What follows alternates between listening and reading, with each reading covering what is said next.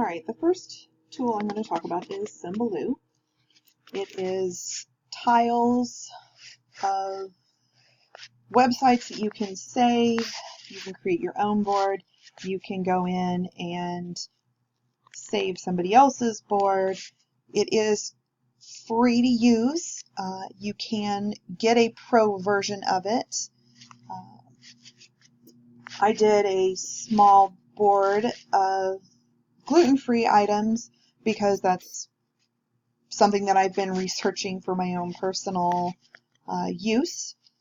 I did look up another gluten-free board, and like anything that you do when you save websites, there is a chance that those tiles will not work later on. I ran into that with my LiveBinder, or my LibGuide rather, that I did a couple weeks ago, where some of the short codes, RSS feeds that I had saved had expired and therefore were not viewable to you once you looked at my LibGuide. There is a learning curve to this particular saving program. The Pro allows you to collaborate. The free version, it is a solo board. Then you can follow each other's boards, save each other's boards, but you cannot combine your boards like you can on other free platforms like Pinterest, where your boards can be collaborated on for free. There is a whole section dedicated to what you can do with the Pro version for teachers. It is $49 a year, so it is fairly inexpensive in regards to what the price is for a Pro version. You can highlight stuff. This blue tab right here is a link to our Destiny system. The only way you'd be able to access our Destiny system is if you are part of our school district and have a sign-in login name. However, after I've added it and I've tried to go to it through my Symbaloo page, it times out and will not allow me to even download the web page, which is the same thing I ran into when I looked at this particular web mix.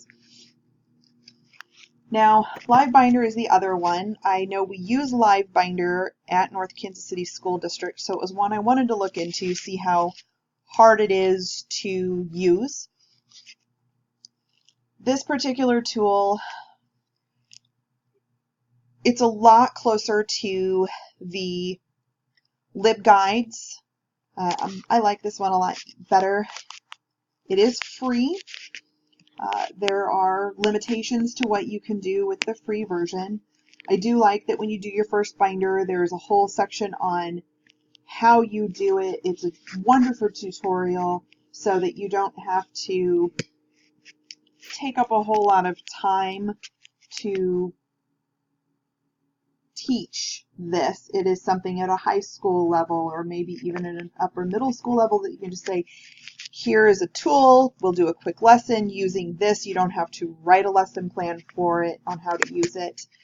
This is the tab I did for the Destiny website through our school district. As you can see, it lists all the schools, and then you can log in. I do like that this popped up. I used the exact same copy and paste when I put this in my binder versus what I did in my Symbaloo. Looking at somebody else's gluten-free, you can see there are a lot of tabs.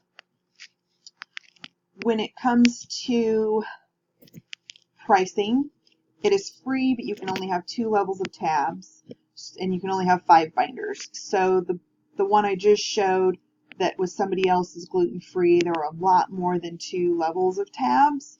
So that person has obviously paid for the LiveBinder service.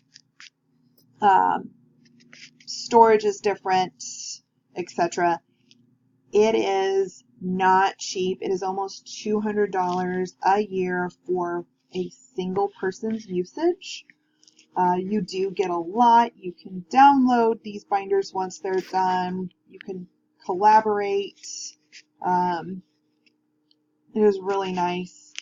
So I'm going to assume that because my district uses this, that it is something that they pay for. Going back to Symbaloo, most of the things that you add on there are websites. With LiveBinder, you can upload things like videos, podcasts. You can add PDF files, documents, etc. And then rearranging that binder is a lot more user-friendly than Symbaloo seems to be. So those are my two tools that I was comparing. I would be more apt to use LiveBinder than I would be Symbaloo, but beyond that, I would still typically stick with Pinterest because it's just a faster way to add things, but that was not one of the tools we were given to discuss.